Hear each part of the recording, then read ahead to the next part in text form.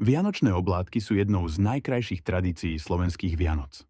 Ich vôňa a chuť okamžite navodia tú pravú sviatočnú atmosféru a pripomenú nám chvíle strávené s rodinou.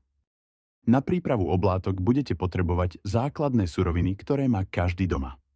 Mlieko, múku, cukor, vajcia, vanilkový cukor, štipku soli a trochu oleja. Ak chcete oblátky ozvláštniť, môžete pridať aj med alebo kvapku rumovej arómy pre jemnú chuť. Najskôr si pripravte cesto.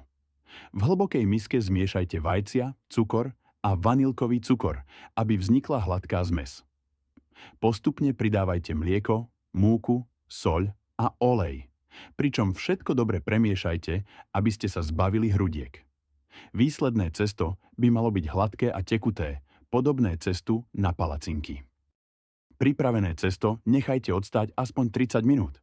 Tento krok je dôležitý, pretože počas odpočinku sa všetky chute krásne prepoja a cesto získa tú správnu konzistenciu. Medzi tým si zapnite oblátkovač a nechajte ho dôkladne rozohriať. Správna teplota je kľúčová na to, aby boli oblátky dokonale chrumkavé a rovnomerne upečené. Keď je oblátkovač pripravený, nalejte na jeho stred malé množstvo cesta. Postačí približne jedna menšia naberačka. Zatvorte oblátkovač a nechajte cesto piecť niekoľko sekúnd, kým oblátka nezíska krásnu zlatistú farbu. Po upečení ju jemne vyberte a položte na rovnú plochu, aby zostala dokonale rovná. Hotové oblátky nechajte úplne vychladnúť. Po vychladnutí ich môžete uložiť do vzduchotesnej nádoby, aby si zachovali svoju chrumkavosť až do Vianoc. Ak sa ich chystáte skladovať dlhšie, uistite sa, že sú v suchom prostredí.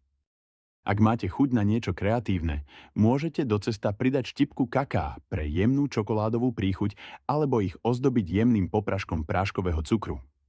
Výroba oblátok je krásnou príležitosťou, ako stráviť čas s rodinou a vytvoriť si nové tradície.